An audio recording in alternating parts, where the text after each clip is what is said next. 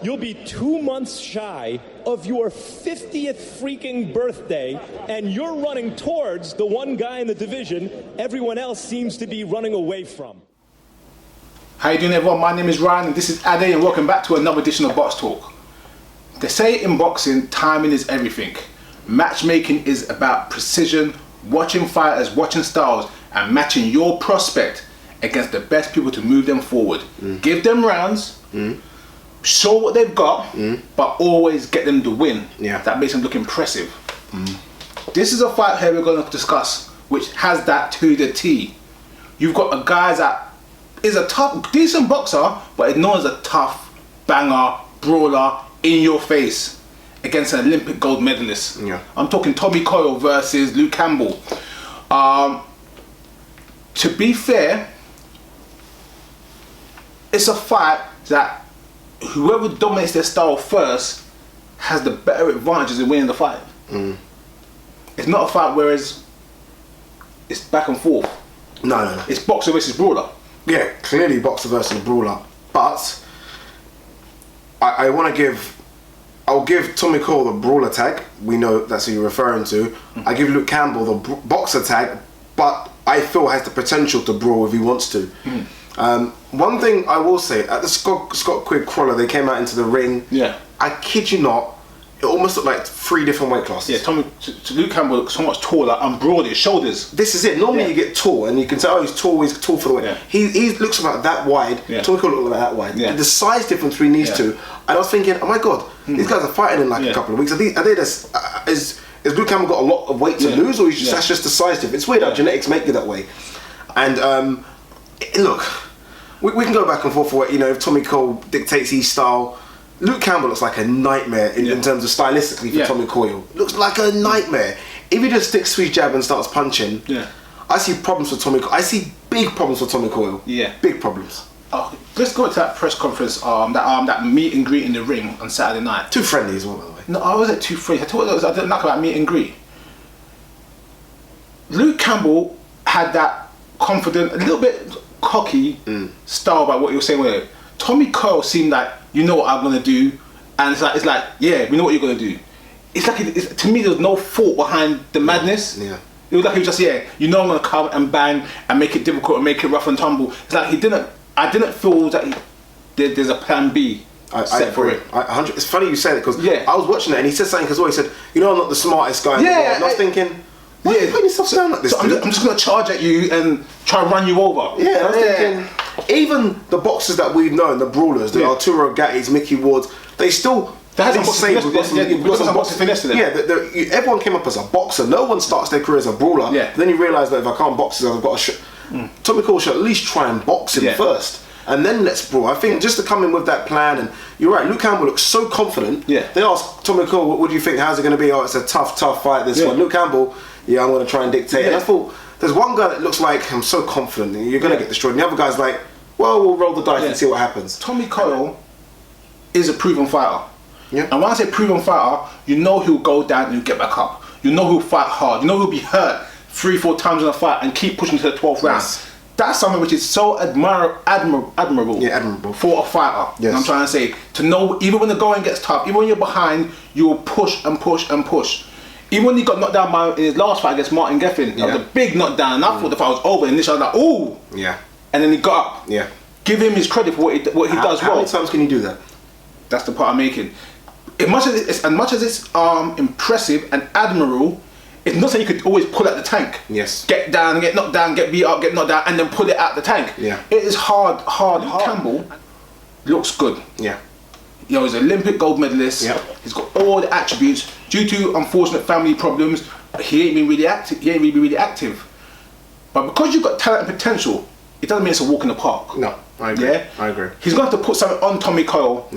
To say, look, this is what I bring to the table, so you better recognise this and understand that it's not no joke. And from my perspective, I assume from Luke Campbell's perspective, you struggle with Priscilla. Who's a decent boxer, but he's not really a name. He made his name off you. I destroyed him. Martin Geffen's a good boxer. I like Martin Geffen.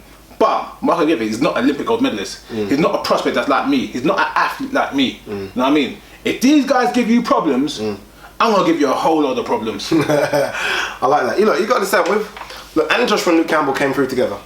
If anything, Luke Campbell was supposed to be the one that was supposed to go through and be the golden child. Even remember, they couldn't put him through. He went on that show. Yeah, Luke Campbell was the head of the Olympic team. Yeah, what was that show he went to? Some sort of dance show. I can't remember what it was. Dance with the Stars. I can't remember what it was, and that was supposed to propel him to the TV audience, and it worked. But you're right, due to the family and the outside of the ring, you know, influences, he's not progressed where Eddie Hearn wants him to progress. This is the fight Eddie Hearn's hoping will kind of open the doors for him, and then you look at the other lightweights and he's got a chance. You look at the lightweight division in the country and you think, I'm not joking, in 12 months I can see him cleaning up. And it's not because they're not great. I look at all the lightweights and all of them have been through wars. Yeah. All of them are, like, yes, we know what they've got, but how long can Dave Matthews continue to do what he does? Kevin Mitchell, even Crawler's fights are tough, difficult fights. Luke Campbell's sailing through right now, and I feel like just his size alone, his size at the weight is such an advantage, and that boxing ability, I can see him being British champion and going very quickly. In my opinion, based on his age, he's not young, he's about 27, 26, he's not young. Based on his age, they had to fast track him a little bit. Yeah. But also based on his ability, as in what he has right now, forget what he'll get as he gets better, i.e. his boxing ability, his athleticism, his speed, his coordination, his timing. He's got great timing. I mean, when he puts it all together, you could already say that in 11 fights, he's already close to being on par with the lightweights in the country, which is a big division in the country already. Yeah. And he's only fresh, like you said. He's not damaged. So I could only see, if he's got a chin on him, I could only see him getting better, and literally fast tracking. Just like the likes of, not saying he's one of these guys, but just like the likes of Rigo, who got a world title early in his career, just like Lemachenko, you've got a bunch of elite, world-class amateurs that are so much better than their record gives them. You're right. You're right. The Olympic gold, and I said this to you before, and people might say, it doesn't. Well, it does. Olympic gold to me already shows me your 10, 15 fights good. You don't need the 4-rounders, the 6-rounders. I mean, you can get them just to kind of get used to, not wearing a head guard and get used to that kind of rounds as well. And the rounds, but Luke Campbell clearly is good enough to go right now, which is why they're putting him with a Tommy Coyle. Tommy Coyle is one of the top British lightweights. He's top 6, 7 in terms of lightweights in the country. I look at Tommy Coyle and I'm struggling to find anything. And people might say you're being a bit tough, that he has that could deter Luke Campbell. I'll be honest with you. I mean, the Derry Matthews fight was good. Yeah. Derry Matthews is probably one of the biggest lightweights as well, and he was doing that. He was boxing really well, and then he got caught, and that was that. Bruzella, he's been up and down. Geffen, he went down. And I think he was lucky to win that because of the Geffen's eardrum problem. Yeah. We're not seeing a Tommy Coyle like that. Yeah. Unfortunately, we're seeing a Tommy Coyle like that. I think more of a plateau. He's actually done that. He's not going to improve anymore. Yeah, and I feel like Luke Campbell's getting him a fantastic time. Yeah. It's a name, and I feel like there's only one winner. I think Luke Campbell will stop him early. Yeah. Let's go back to my first statement I said. Matchmakers about timing. Matchroom knows what Luke Campbell is. Matchroom knows what Tommy Coyle is. Yeah. They are not going to put their Olympic gold medalist with all the talent in the world in a fight he's going to really lose. Unfortunately, yeah. They might sell it sounds bad. No, you're right. Oh, come on now. They might try and sell it as a 50-50 fight. And what's it called again? Rumble and the Humber. They might give it all these flashy titles. They know what they're doing. They're never risking their golden child against someone that they think he's gonna lose to. In terms of promotion, it's a Masterstroke. They're both from Hull. Yeah. So the arena's gonna be full. Yes, it will. So it's gonna be it's sold out already. It's sold out maybe a week ago, 2 weeks ago. Easy, So it's already sold out. It's an Olympic gold medalist that everyone loves. Got that baby face. Everyone likes him. So it's gonna sell on Sky. So they ain't got no loss in money. I'm trying to say there's no loss for them. All they do is they're using their own talent to elevate their guys. I'm trying to say, and unfortunately, I think Tommy Coyle's gonna be on the end, like you said, of quite a beating and a knockout. Yeah, I mean, I believe Tommy Coyle will get up and make it dirty and say, look, I need to get in this guy's face and rush him. Which would be fun to watch. But rushing someone and winning is two different things. I mean, actually, loads of fights where guys just rush you and rushing, it's winging. It doesn't mean you're winning a fight. You can rush someone that's not as good as a boxer as Luke Campbell. Yeah. That works against someone that says, okay, you want to rush, I rush. Campbell looks like he's got a bit of smartness to him as well. And I think Campbell will just box and box. If Campbell does win, is Campbell good enough to fight? What's the current British lightweight champion? He fights he's in Joe Gallagher's stable as well. And he was on the undercard of Kevin Mitchell Linares. I cannot remember when he fought the Welsh kid to win the title. Cardle. Scotty Cardle. Yeah. Is he that level? How fast? You know we talked about Rigonda, Lomachenko. How quick do you fast track Campbell? Say Campbell does knock out Tommy Coyle in 4 or 5, possible. I'll tell you how quick do you fast track him? Okay. I think Luke Campbell's got a lot to give. I think he can be fast tracked. But in saying that, I think Scotty Cardle's really good. So do I. Yeah, I know a lot of people. I said that when after he fought, everyone said he's not all that. I think he's quite good. I think he's really balanced. I think he's really balanced. Yes. And I think when you talk about matching fighters, I'm not saying you avoid that fighter, but a fighter that is actually very complete as well.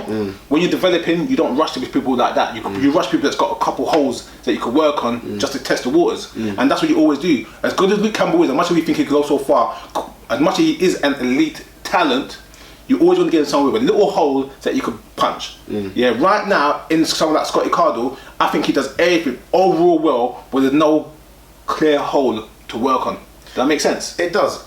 I look at the size of him and I think, do you have to push this guy quickly? Because I don't know how long he stays at that weight. Yeah. I honestly look at him, I have no idea how this guy makes lightweight. Do you think he'll be world champion at lightweight? Or do you think that he's going to move up to light welter? No, I think he'll be a champion at lightweight and then he'll go up straight after. Straight after? Yeah. Again, what we said, he's big for the weight, tall for the weight, he's got broad shoulders. He'll make 140 easy. Yeah. Yeah, and I mean, it wouldn't be a problem for him at 140. Right, prediction then, round quickly. Luke Campbell, within 6. Yeah, I'm going to say Luke Campbell within 4. I honestly think it sounds bad, but I think it could be that one-sided. The reason why I say 6, because Tommy Coyle will get up. Tommy Coyle will get up. He will get up. So he might go down a couple times, but he will get up. And then most people reference say, "Look, mate, you had enough." And like you said, we don't know Luke Campbell's chin. Yeah, we don't know his chin. One thing about Luke Campbell that I do like, and people think, because he looks so young, he's a mature man. Yeah. That's a mature man. His size now is his size. He's a big, strong man. Forget his baby face. I mean, he's not 22. Yeah. I think he could be older than Tommy Coyle. Yeah, could be older. There you go, guys. So we have British lightweight action again, and the lightweights in Britain are just. It's getting so stacked now that something's going to happen. Look, we mentioned Scotty Cardle in this video. We mentioned Geffen in the video. He's still there. Flanagan won a world title recently. There's Crawler. There's Mitchell. There's Matthews. There's more. I'm probably missing a few. That's how stacked it are. And I think once Campbell wins this, we're going to start getting some good matches. Maybe not against Crawler and the likes of Kevin Mitchell, but expect Derry Matthews, expect Cardle, expect Geffen, expect Flanagan possibly. And we're going for a Luke Campbell win. What do you think now? We kind of overlooking Tommy Coyle. We know what Tommy Coyle's got. He does go to the well, but how long can you keep going to the well? I don't think that style lasts. We'll see. Maybe he's got one more big fight in him and this could be it. I don't think so. Tell us what you think. Leave your comments below. Email, subscribe, tweet, the usual. And thanks for watching another edition of Box Talk. Cheers.